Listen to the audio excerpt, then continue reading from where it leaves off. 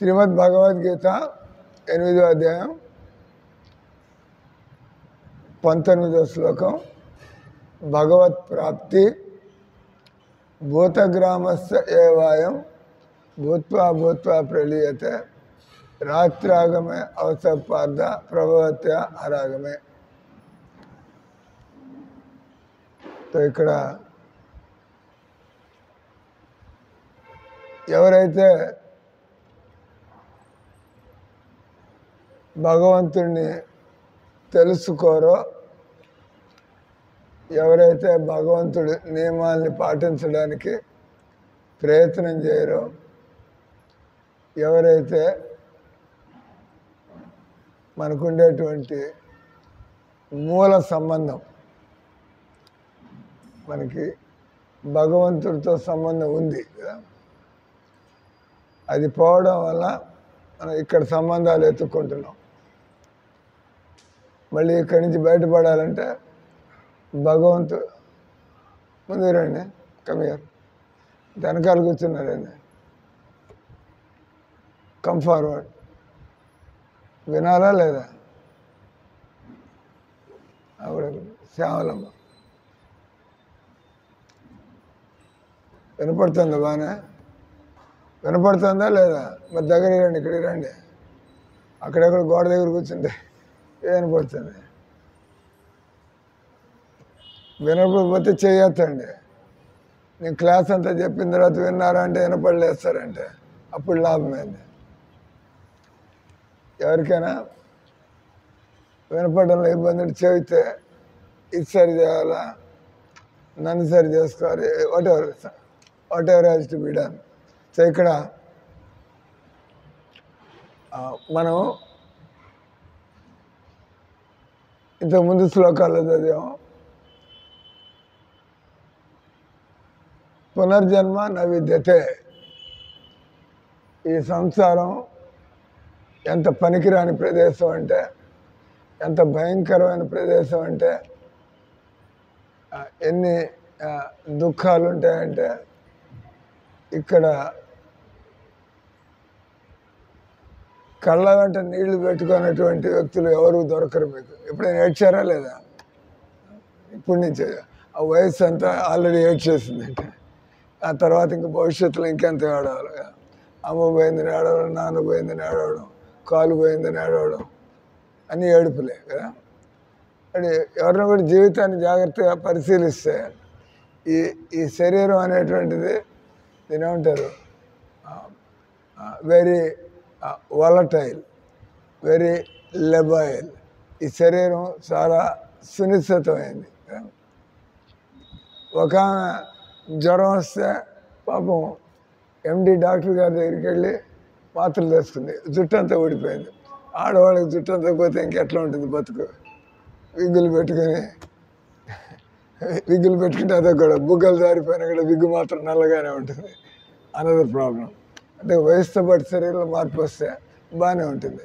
Wig మాత్రం నల్లగా ఉండి ముసలాళ్ళుగా ఉంటే చూసే వాళ్ళందరికీ తెలిసిపోతుందా లేదా? తెలుస్తుందా లేదా? ఈ అమ్మాయి మనవరాలా? ఇలా బలరాముడు చూసి అట్లా నిలబడుతుంది. అని బలరాముడు అక్కడ ఎట్లా నిలబడ్డాడు అట్లా నిలబడుతుంది.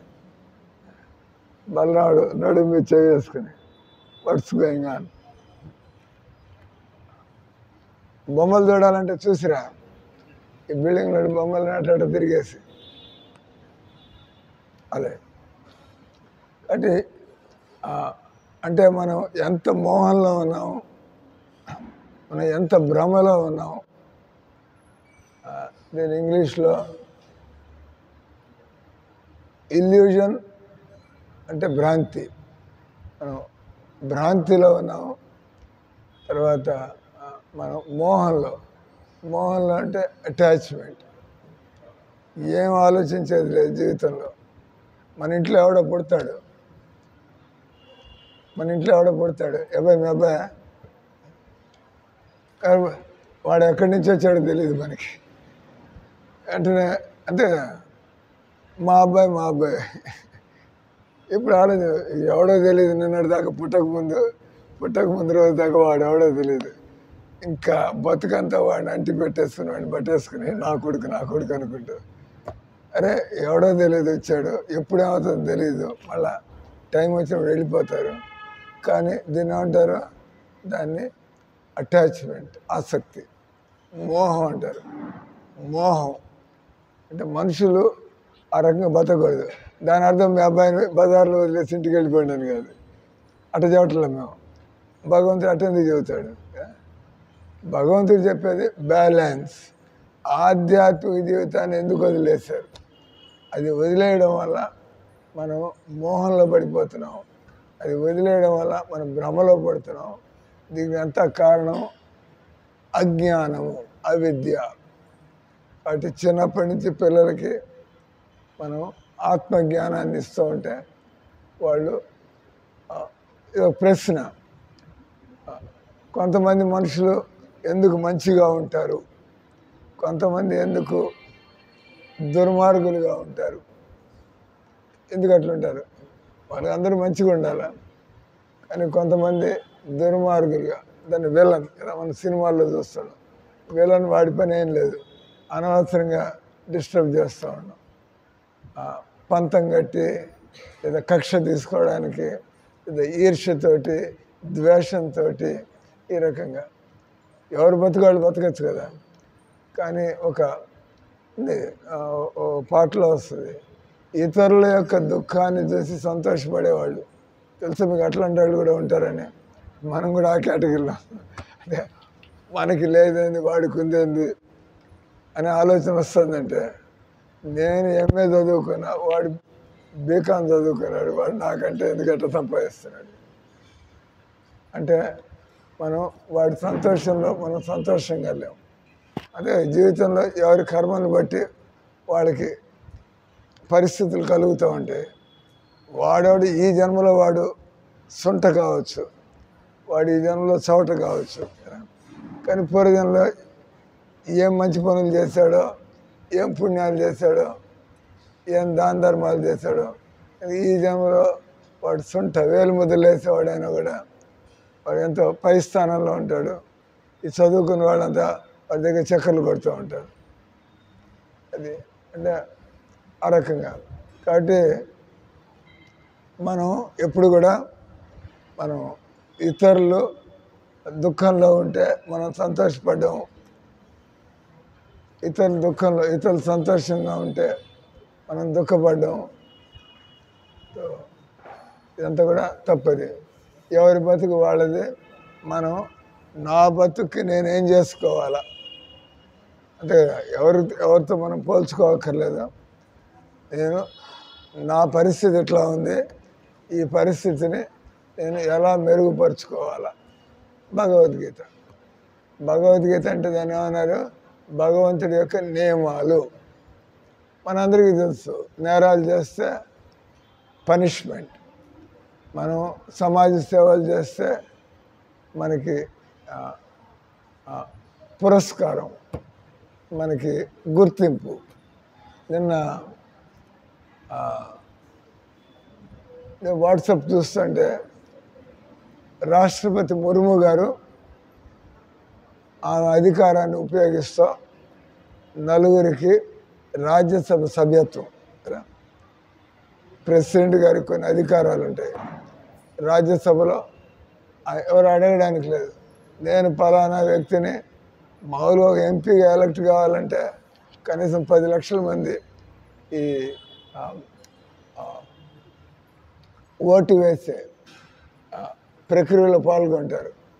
అంత ప్రచారం చేసి, అంత డబ్బులు ఖర్చు పెట్టి, అంత చెప్పులు అరిగట్టుగా తిరిగి, అంత మంచి పనులు చేస్తే లేదా కబుర్లు చెప్పి మొత్తానికి గెలుస్తారు.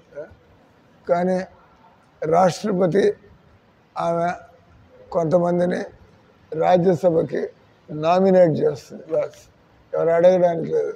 ఆమె ఎందుకు వాడిని ఎందుకు పెట్టింది, వీడిని ఎందుకు పెట్టింది.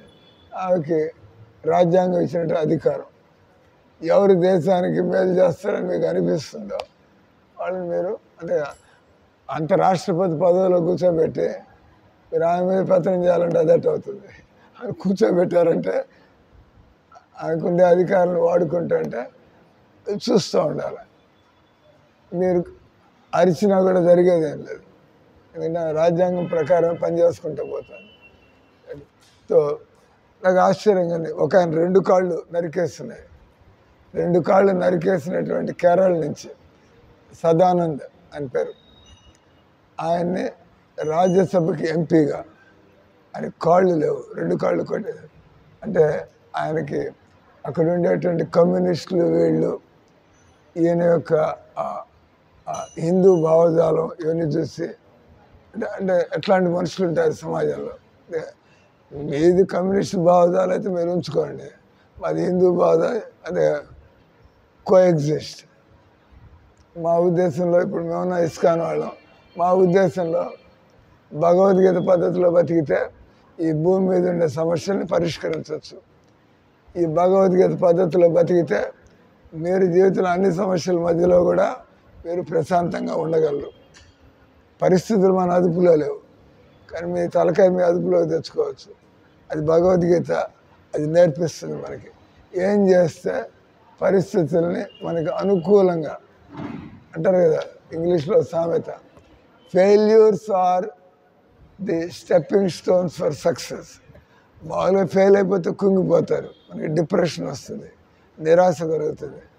కానీ జరిగినటువంటి ఫెయిల్యూర్ నుంచి పాఠం నేర్చుకుని దానికి తగినటువంటి విధంగా తయారయ్యి బంపర్గా మళ్ళీ మీరు విజయాన్ని సాధించవచ్చు. అంటే అనలైజ్ చేశారు కాబట్టి ఎందుకు నేను ఫెయిల్ అవ్వడం జరిగింది, జీవితంలో మళ్ళీ దీన్ని చూడకుండా ఉండాలంటే.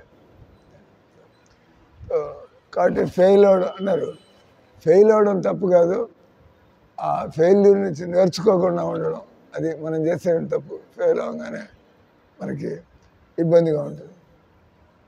కాబట్టి ఇక్కడ ఈరోజు శ్లోకంలో భూతగ్రామస్స ఏవాయం భూత్వా భూత్వా ప్రళీయతే.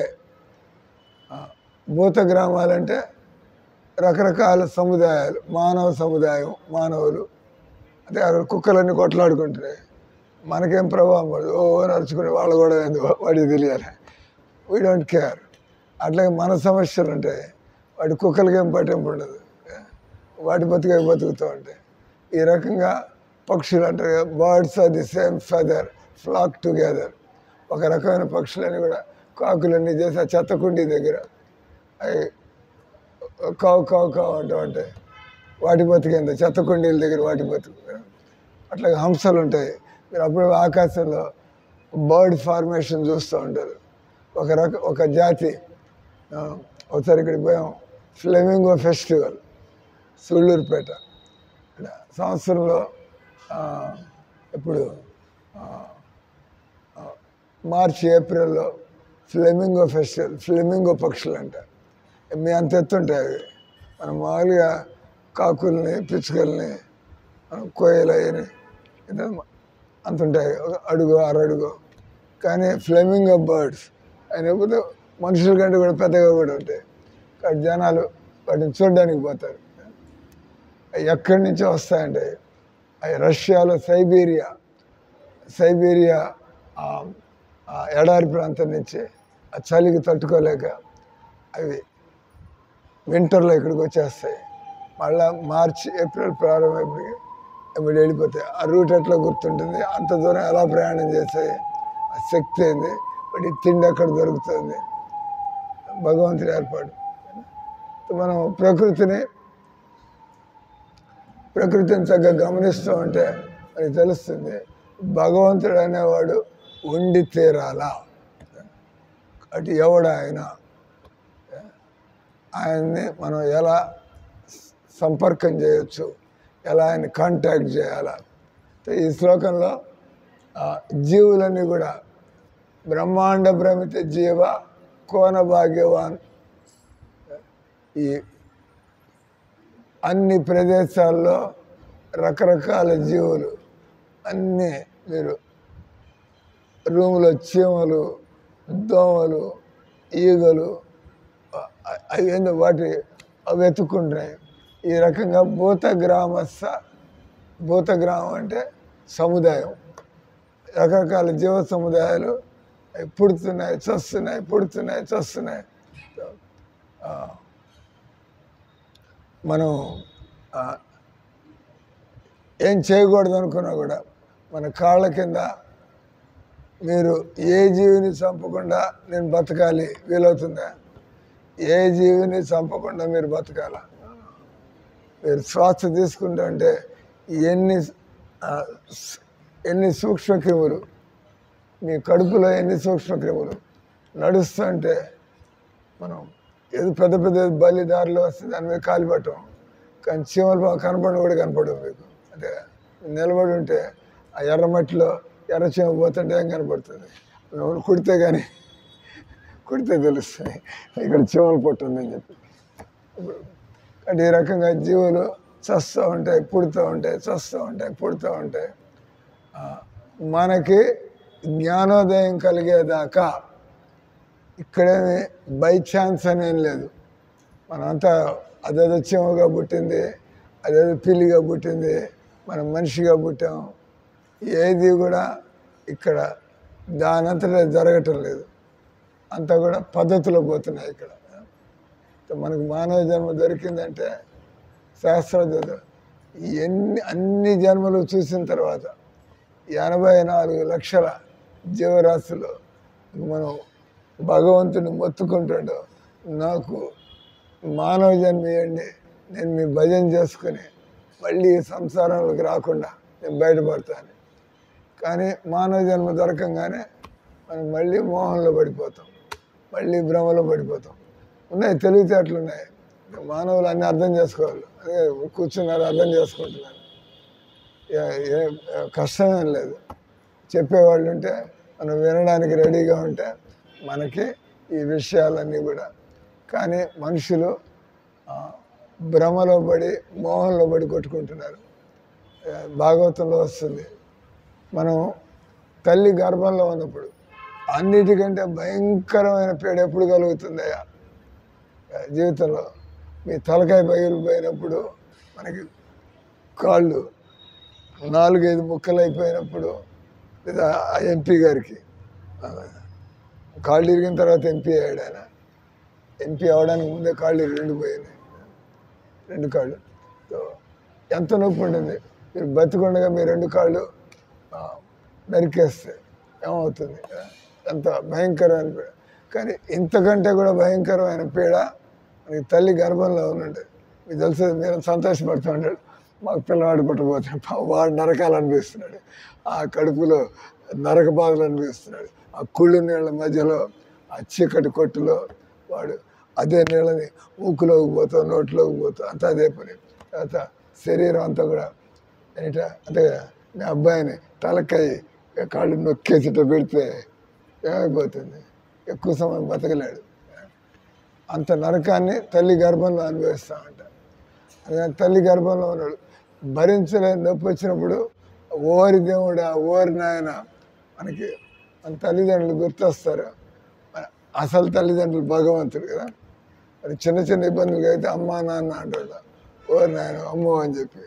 ఇంక భరించలేని ఆ క్యాన్సర్, థర్డ్ డిగ్రీ క్యాన్సర్ మీ వెన్నెముకలకు ఎక్కిందంటే, మేము డాక్టర్గా పనిచేసాం, అది మీరు చావలేరు, మీరు బతికొండలేరు, అటువంటి పరిస్థితి. చావలేరు అంటే ఇంకా చావు రాలేదు కదా, మీరు బతకలేరు, ఎందుకంటే ఆ పీడను భరించలేకపోతున్నారు, అది కొరుక్కు తింటున్నట్టుగా. కానీ ఏం చేస్తారు? అనుభవించాల. పాయింట్ వచ్చి మనం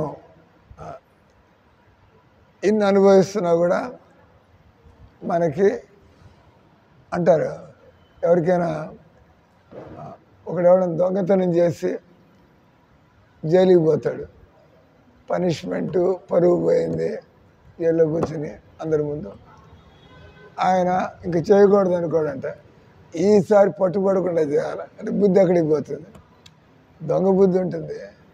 అతను దాని నుంచి అలా బయటపడలేదు, రే ఆ పొరపాటు చేయడం వల్ల నేను దొరికిపోయాను, ఈసారి ఎప్పుడైనా చేస్తే ఇంక జాగ్రత్త పడ, దొంగతనం చేయకూడదని అనుకోడంట, ఈసారి జాగ్రత్త చేయాలి అటు అనుకుంటూ ఉంటారు. అదే రకంగా మనం ఎన్ని చావు దెబ్బలు తగిలినా కూడా మనకి వైరాగ్యం అనేది కలగదు, మనం వెతుకుతూ ఉంటాం. ఇప్పుడు నాకు ఇబ్బందులు వచ్చాయి, బహుశా రేపటి నుంచి నా సుఖం ప్రారంభమవుతుంది. అప్పుడు గోడ మీద రాస్తాడు, నీకు రేపు సుఖం రాసి పెట్టి ఉన్నది. ఏ రోజు పోయినా కూడా అది రేపే కనపడుతూ ఉంటుంది. అంటే మీ బతుకంత సుఖం దొరికే అవకాశం లేదు. అంతే కదా. గోడ మీద మీ భవిష్యత్తు, రేపు నీకు సుఖము కలుగును అని రాస్తే మీరు ఎంత సంతోషపడతావా, ఈ రోజు వదిలిపోతే రేపు పొద్దున్న నిద్రలేవగానే మనకి సుఖాలు ప్రారంభమవుతాయి. అదే మళ్ళీ రేపు అని ఉంటుంది అక్కడ. మనం ఆశించేటువంటి సుఖం ఆ విధంగా గోడ మీద రాసినటువంటి రేపు సుఖంలాగా. ఒక రాజుగారు ఆయనకి విచిత్రమైన ఆలోచన వచ్చింది. అని అన్నాడు, నేను ఏదైనా గెలిస్తే, ఏదైనా గొప్ప పని చేస్తే నాకు గర్వం వస్తుంది, దానివల్ల ఇతరులని చిన్న చూపు చూస్తున్నాను.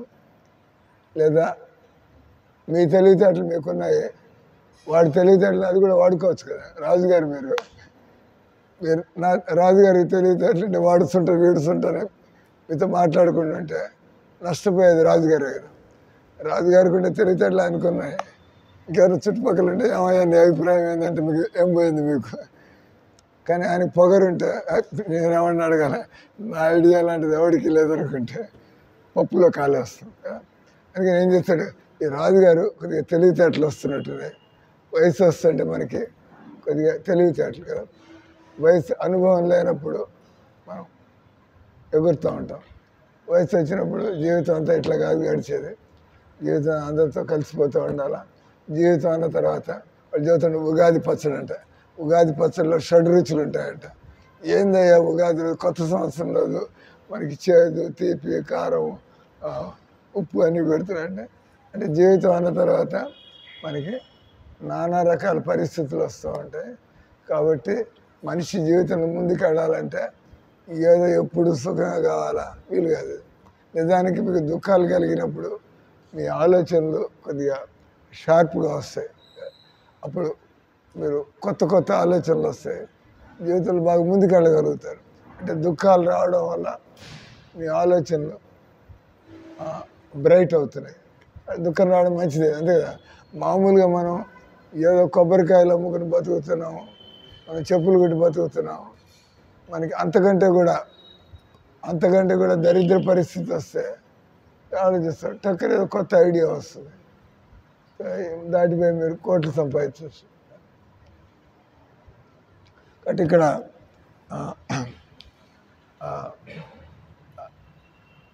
ఉగాది రోజు మనకి ఈ 6 రుచులు అంటే జీవితం అన్న తర్వాత అందరికీ ఎవరైనా వాడు ఒక దరిద్రుడు ఉంటాడు, అడుగు తినేవాడు ఉంటాడు, వాడు మామూలుగా ఎంగిలి కూడా తింటూ ఉంటాడు.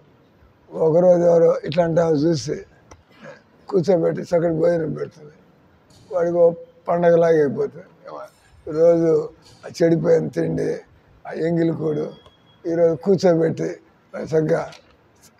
లేదా కొంతమంది తలకాయల ఆలోచన వస్తుంది, బాబు వీడు అడుక్కునేవాడు, ఈరోజు వీడికి చక్కగా వేడిగా కడుపుండ భోజనం పెట్టాను. ఏదో అదేమంతా సడన్గా ఆయన ఒక రాజులాగా అయిపోతాడు. ఈరోజు కూర్చోబెట్టి చక్కటి భోజనం.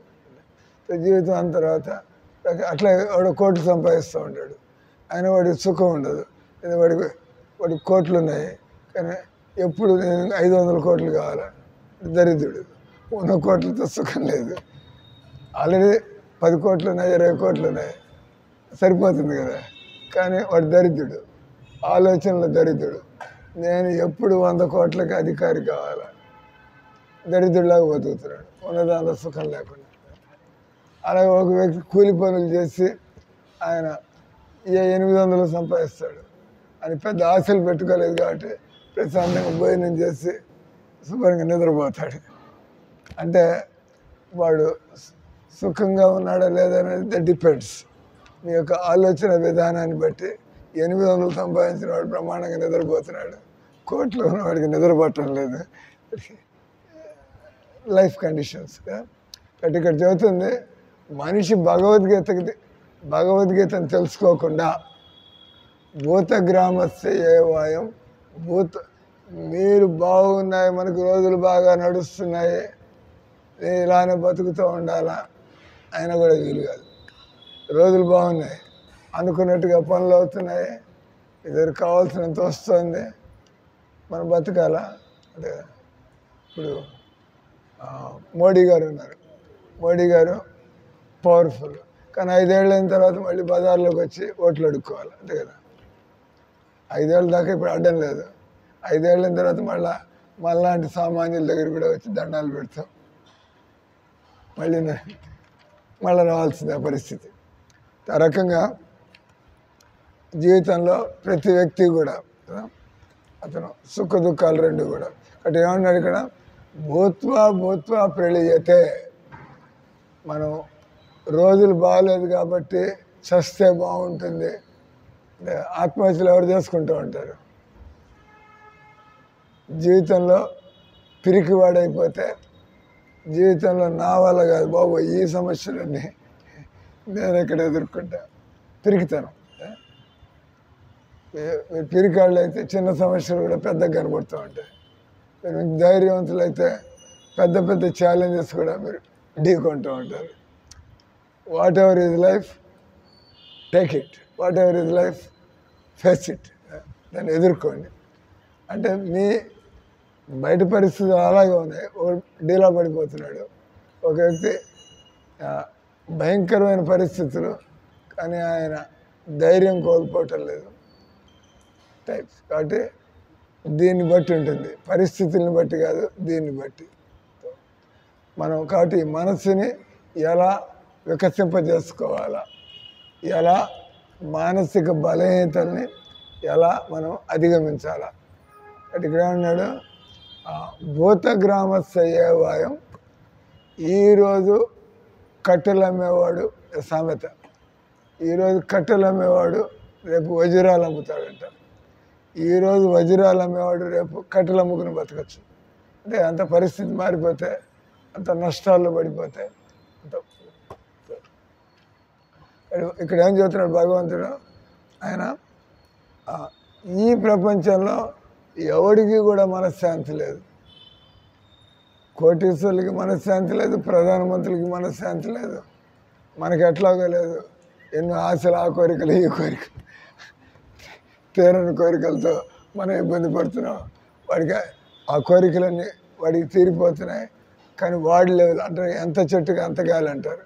అంటే ఆ చిన్న గడ్డి మొక్క అయితే అట్ట ఊగుతూ ఉంటుంది, పెద్ద చెట్టు దాని పద్ధతి, దాని సమస్య దాన్ని. అంటే గడ్డి మొక్క గాలి, ఇదే గాలి గడ్డి మొక్క వస్తూ ఉంటుంది, ఏం కాదు. కానీ పెద్ద మొక్క అయితే దాని కొమ్మలు ఇరిగిపోతాయి. పెద్ద గాలి వచ్చిందంటే చేతులు కట్టేసాడు. అంటే ఎంత చెట్టుకి అంత గాలి అన్నారు.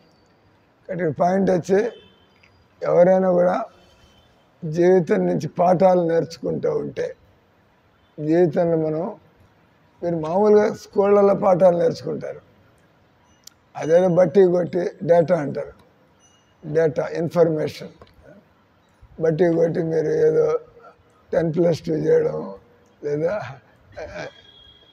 జీలో మీరు సెలెక్ట్ ఇంజనీరింగ్ కాలేజ్, NIT, IITలు కూడా అన్నీ చేస్తూ ఉంటారు. కానీ దీనికంటే కూడా ముఖ్యమైనది జీవితంలో అన్ని పరిస్థితుల్లో ఎలా సంతోషంగా ఉండాలి.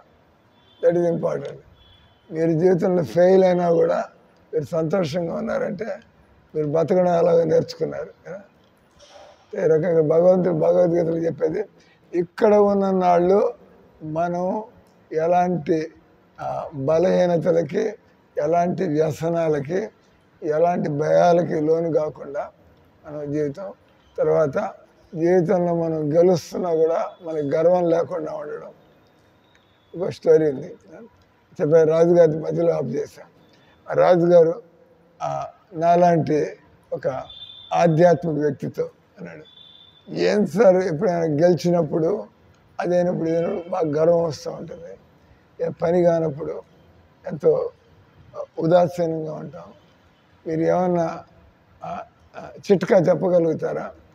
అన్ని పరిస్థితుల్లో నేను సుఖంగా ఉండడానికి, మీరు అన్ని పరిస్థితుల్లో ఈక్విపాయిజ్డ్, పరిస్థితుల ప్రభావానికి లోను కాకుండా మనం ఉండగలిగితే, అంతే. మాలాంటి వాళ్ళని కలుసుకున్నప్పుడు నేను నా చేయి చూసి, నేను డాక్టర్ అవుతానా సార్, నాకు పెళ్ళి ఎప్పుడు అవుతుంది, ఇవన్నీ మమ్మల్ని అడగాల్సిన ప్రశ్న ఇవన్నీ నాన్ సెన్స్ కదా. అలాంటి వాళ్ళ దగ్గరికి వస్తే ఈ సంసారంలో సమస్యలు ఉన్నాయి, సమస్యల వల్ల మనం దుఃఖాలు అనుభవిస్తున్నాం, మీరు మాకు చెప్పగలరా ఎలా మేము ఈ సంసారంలో ఎప్పుడు సుఖంగా ఎలా బతకాలి? ఈయన దగ్గరికి జనాలు ఎందుకు వచ్చారు? అంతా కూడా ఈయన దగ్గరికి వచ్చాం అంటే ఆయన దగ్గర మాకు జవాబులు దొరికాయి.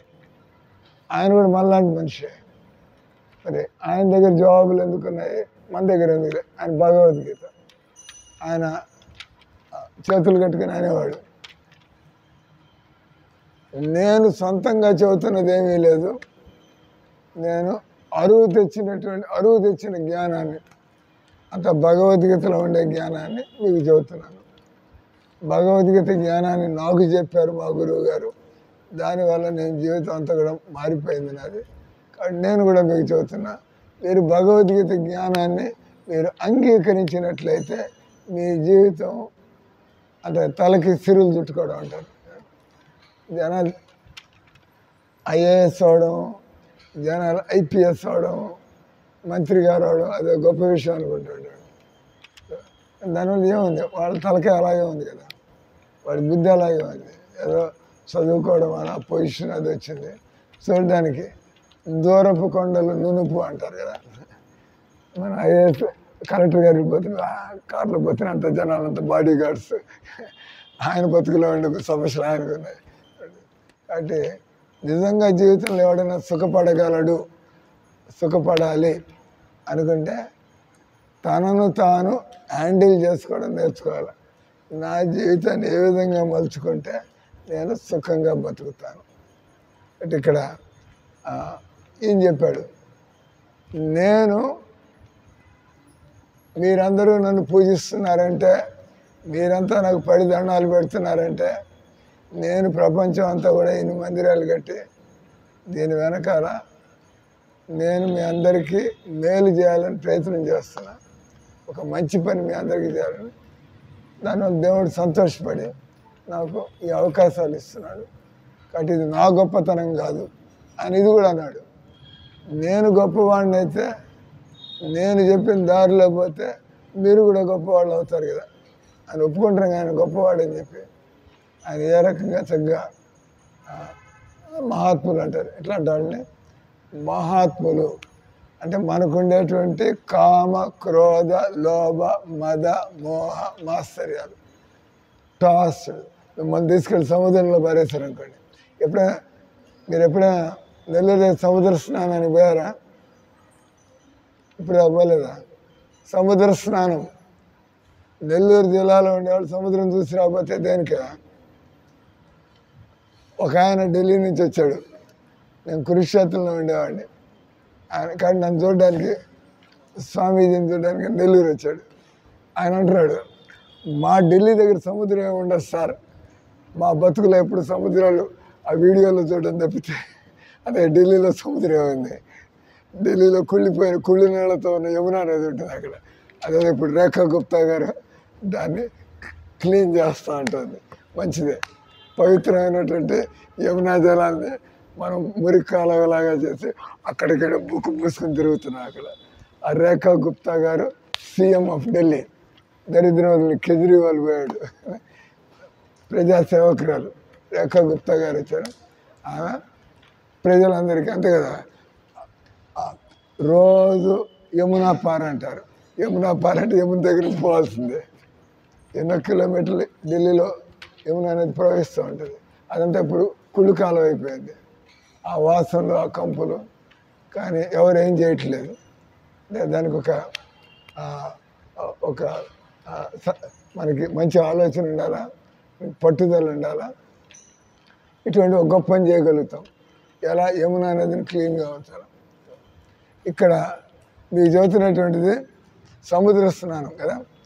మీరు సముద్ర స్నానం వాళ్ళు అంటారు, సముద్రాన్ని సినిమాల్లో చూస్తే బాగానే ఉంటుంది, మనం దూరం నుంచి చూస్తే బాగానే ఉంటుంది. ఇక ఈత లేకుండా సముద్రంలో పడ్డారంటే ఒక 2-3 నిమిషాలు 5 నిమిషాల్లో పోతారు. మీరు అనుభవం లేదు. మేము ఒకసారి నేను గుజరాత్లో ఉండే సముద్రాన్ని దాన్ని అరేబియా సముద్రం అంటారు కదా, కింద ఉండేదాన్ని హిందూ మహాసముద్రం అంటారు, అటుపక్క ఉండేదాన్ని అరేబియా సముద్రం అంటారు, బంగాళాఖాతం అంటారు. ఒకసారి గుజరాత్లో సోమనాథ్ అన్ని సముద్ర తీరంలో ఉన్నాయి ఆ జ్యోతిర్లింగాలు. సో అక్కడికి వెళ్ళాము. నాకంత తర్వాత నేర్చుకున్నాను, ఈత నేర్చుకుంటే మంచిది, లేకపోతే ప్రాణం పోతుంది. అది ఒక వారం రోజులు ఈత నేర్చుకుంటే కొద్దిగా ప్రయత్నం చేసి ఆ తర్వాత నేను కొద్దిగా ఈత నేర్చుకున్నా. ఒక 10 నిమిషాలు ఈ లోపల ఎవరిని చూస్తే బతికిస్తాడు ఇది. కానీ అప్పటికి తెలియదు నాకు ఈత రాదు. నేను చాలామందికి ఈత వచ్చు, వాళ్ళంతా సముద్రం పడి చెప్పారు ఈత రాకపోతే లోపలికి పోమాకండి. సరే, కానీ నా కర్మ కొద్దీ నేను దగ్గర ఇంతవరకు వెళ్ళి ఇంకా 3 మునకలేద్దాం అంటే నా కర్మగారంలో పెద్ద గుంట ఉంది, అక్కడ నీళ్ళలో గుంటుంది, తప్ప దానిలో పడ్డా. ఇంకా ఊపిరాటల్లా. ఆ టైం ఏంది అంటే సంధ్యాకాలం, కొంచెం చీకటిగా ఉందో వెళ్తుందో లేదని. ఇంక నేను అనుకుని నా పని అయిపోయింది, ఎవడు నన్ను చూడడేమో, నా అంతటి నేను కాళ్ళు పైకి లాగలేకపోతున్నా, పోతా అని చెప్పి. పాయింట్ వచ్చి మనం ఎంత గజ ఈతగాడైనా కూడా మిమ్మల్ని సముద్రం మధ్యలో పడేసి నాయన ఈత కొట్టి బయటికి రావంటే ఫినిష్. మీరు అన్ని 100 కిలోమీటర్లు ఈత కొట్టగలరా ఏంది? సముద్రంలో పడ్డారంటే అయిపోయినట్టే. గంట ఏదో ఒక జహాజ్, ఒక షిప్, ఒక ఓడ వస్తే మీకు ఇంకో సంతోషం కలుగుతాయి. ఓ అమ్మ, ఇంకా వాడు కూడా చూడాలి కదా, మీరు ఇక్కడ కేకలేస్తున్నారు, నేను మునిగిపోతున్నాను నన్ను చూడండి. ఆ షిప్లో ఉండేవాడు కూడా చూడాలి కదా మమ్మల్ని. చూసినప్పుడు 2 కలిస్తే అంటే దానికి కూడా దైవాధీనం. వాడు షిప్లో వాడు చూసుకుంటూ అడిపోయే కొంగలను చూసుకుంటూ అటు దూరంగా ఉండద్దు. మీరు వాడు కనపట్టలేదు. షిప్ దగ్గర ఉన్నా కూడా మీ ప్రాణం ఫినిష్. క్లాస్ అయిపోయింది. కాబట్టి ఇక్కడ చెప్పేది ఏం తెలుసా, ఈరోజు శ్లోకంలో ఈ సంసారంలో ఉన్నంత వరకు మీకు నానా అగసాట్లు అనేటువంటివి తప్పదు. మీరు భగవద్గీత అనేటువంటి నౌకని మీరు ఎక్కారంటే మీరు ఈ సంసార సముద్రాన్ని మీరు సులభంగా దాటుకుంటూ పోగలరు. అనగదా, ఈ సంసార సముద్రంలో భగవద్గీత అనే నౌక దొరికిందంటే మీరు ఇంకా బతికి బయటపడతారు. అనండి, హరే కృష్ణ కృష్ణ కృష్ణ హరే హరే, హరే రామ రామ రామ హరే.